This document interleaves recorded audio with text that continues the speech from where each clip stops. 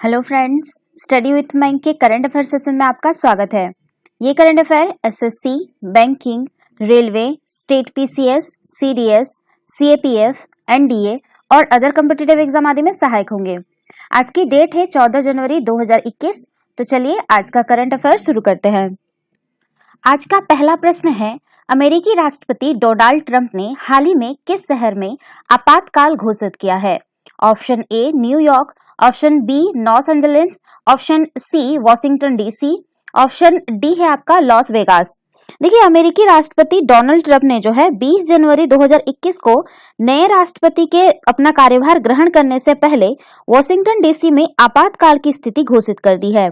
आपातकाल की घोषणा ट्रंप समर्थकों द्वारा 6 जनवरी 2021 को यूएस कैपिटल भवन की सुरक्षा भंग करने के बाद हुई है। इस हिंसक प्रदर्शन में अमेरिका के 5 लोग मारे गए थे और बहुत लोग जख्मी हो गए थे। पुलिस ने प्रदर्शनकारियों को तितर-बितर करने के लिए आंसू गैस के गोले भी छोड़े। हिंसा फैलाने के आरोप में देश भर में 4000 से अधिक लोगों की गिरफ्तारी हुई है। तो इसका सही आंसर होगा ऑप्शन सी वॉशिंगटन डीसी। चलिए नेक्स्ट क्वेश्चन पे चलते हैं। भारत के किस राज्य ने बर्ड फ्लू के कारण एहतियात के तौर पर पड़ोसी राज्यों से प्रवेश पर प्रतिबंध लगा दिया है? Option A Karnataka, option B Kerala, option C Goa, option D Maharashtra. देखिए, भारत के कई राज्यों में जो है इस बार जो है सैकड़ों पक्षी बर्ड फ्लू की वजह से मृत पाए गए हैं। केंद्र सरकार ने भी भारत के 10 राज्यों में अब तक बर्ड फ्लू फैलने की पुष्टि की है। इसलिए जो है गोवा की जो सरकार है उसने देश के कई राज्यों में बर्ड फ्लू के अनेक मामलों को देखते हुए एहतियात के तौर पर पड़ोसी राज्यों से अपने राज्यों में मुर्गों के प्रवेश पर प्रतिबंध लगा दिया है। गोवा के मुख्यमंत्री प्रमोद सावंत ने इस प्रतिबंध का ऐलान किया। प्रधानमंत्री मोदी ने भी देश के सभी राज्यों को बर्ड फ्लू के मद्देनजर पूरी सावधानी और निगरानी रखने के लिए निर्देश दिए हैं।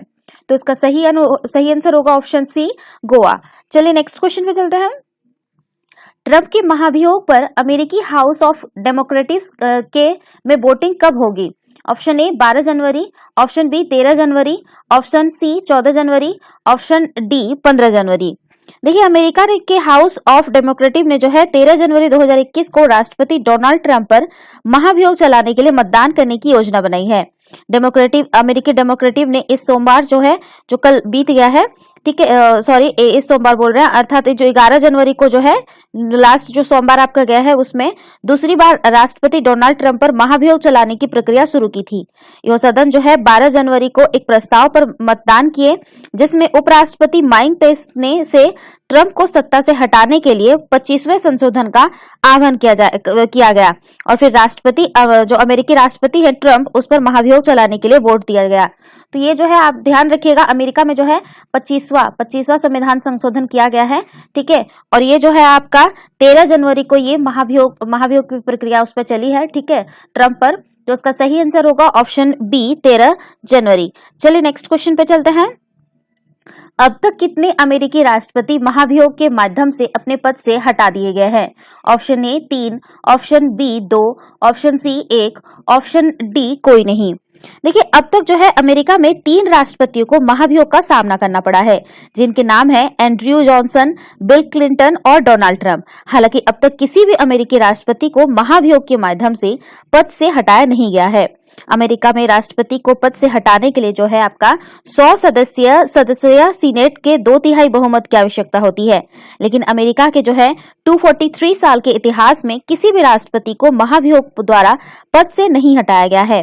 ट्रंप के मामले में कम से कम 20 रिपब्लिकन को अमेरिकी राष्ट्रपति के खिलाफ मतदान में डेमोक्रेटिव के साथ शामिल होना होगा। हालांकि किसी भी रिपब्लिकन सदस्य से ऐसा संकेत नहीं दिया है। तो इसका सही आंसर होगा ऑप्शन डी कोई नहीं। ध्यान रखिएगा, इसमें जो है 3 जो राष्ट्रपति हैं उनको महाभियोग का सामना करना पड़ा है, लेकिन अभी तक किसी को हटाया नहीं गया है। नाम आप लोग लिख लीजिएगा, एंड्रयू जॉनसन, बिल क्लिंटन और डोनाल्ड ट्रंप। चलिए नेक्स्ट क्वेश्चन पे चलते हैं। गोवा में आयोजित होने वाले 91वें भारतीय अंतर्राष्ट्रीय फिल्म महोत्सव में किस देश को कंट्री इन फोकस के तौर पर चुना गया है? Option A Pakistan, option B Bangladesh, option C Sri Lanka, option D Nepal. देखिए, भारतीय अंतर्राष्ट्रीय फिल्म महोत्सव एशिया के सबसे महत्वपूर्ण फिल्म समारोह में से एक है। इसकी शुरुआत जो है आपका 1952 में हो गई थी। 91 भारतीय अंतर्राष्ट्रीय फिल्म महोत्सव ने इस बार के कंट्री इन फोकस खंड बांग्लादेश को चुना है।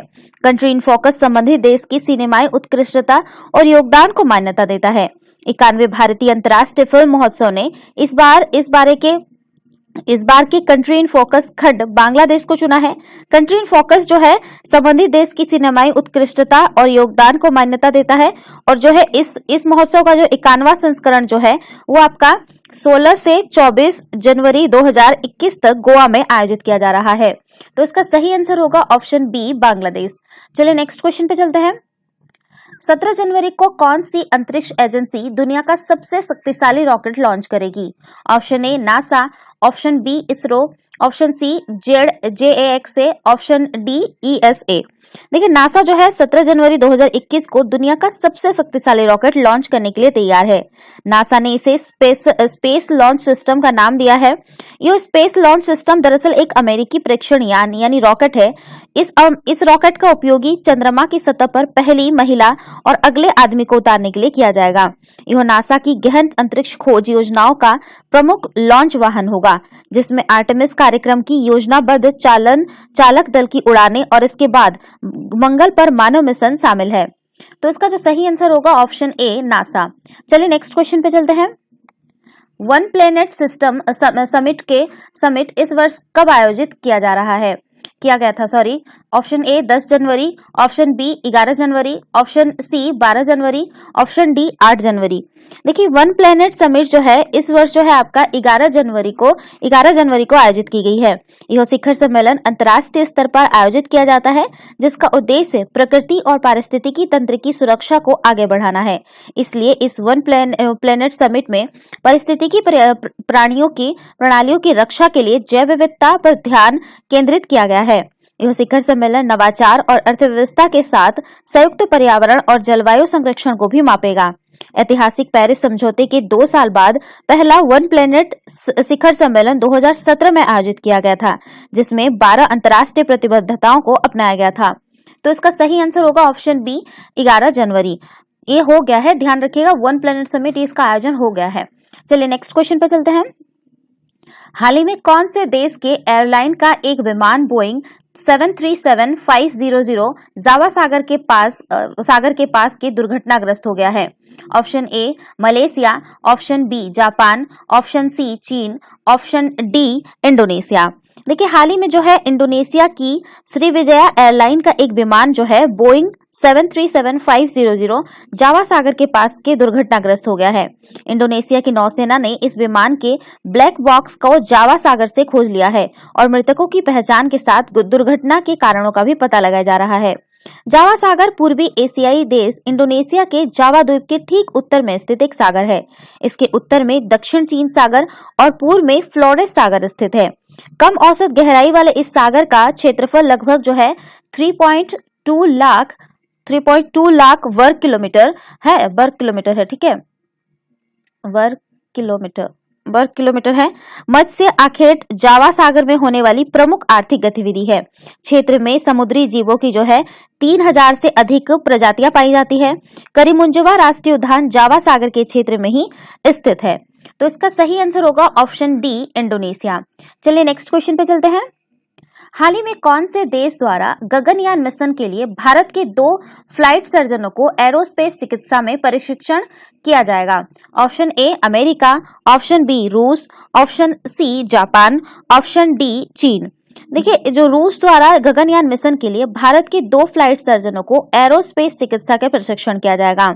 बात करते हैं फ्लाइट सर्जन के बारे में, तो फ्लाइट सर्जन भारतीय वायुसेना में डॉक्टर है और उन्हें एरोस्पेस मेडिसिन में विशेषज्ञता हासिल है। फ्लाइट सर्जन उड़ान के दौरान और इसके बाद के अंतरिक्ष यात्रियों की सेहत के लिए जिम्मेदार होते हैं।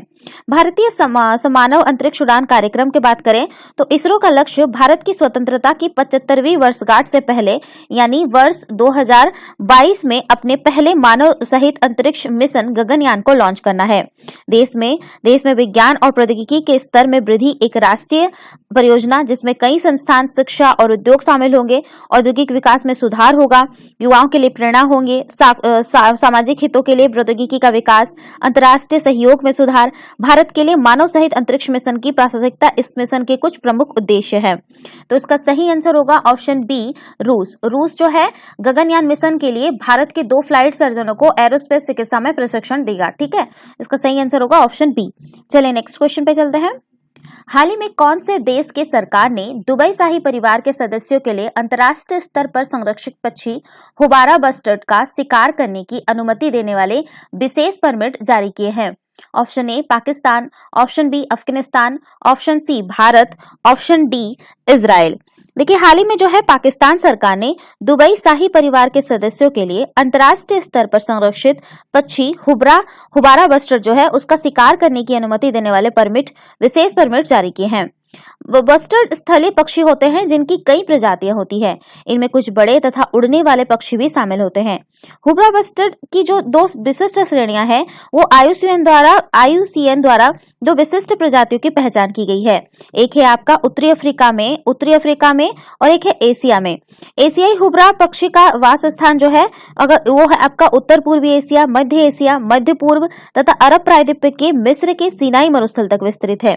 बसंत में प्रजनन के बाद एशियाई हुबरा बस्टर्ड दक्षिण में पाकिस्तान, अरब प्रायद्वीप और दक्षिण पश्चिम एशिया में सर्दियां बिताने के लिए पलायन करते हैं। आबादी में गिरावट के कारण प्राकृतिक आवासों को क्षति के साथ साथ अवैध तथा अनियंत्रित शिकार इसके कुछ कारण हैं इनकी आबादी में गिरावट के। और ये जो आपका आईयूसीएन की लिस्ट में जो है सुभेद श्रेणी में रखा गया है और आपका साइट्स की श्रेणी में जो है इसे परिशिष्ट और वन्यजीव की प्रवासी प्रजातियों के संरक्षण पर अभी समय परिशिष्ट 2 में रखा गया है। तो इसका सही आंसर होगा ऑप्शन ए पाकिस्तान। तो ये थे आज के करंट अफेयर। वीडियो पसंद आए तो लाइक, शेयर और कमेंट करना ना भूले। साथ ही साथ चैनल को सब्सक्राइब करना ना भूले। Thanks for watching. Have a nice day. Take care.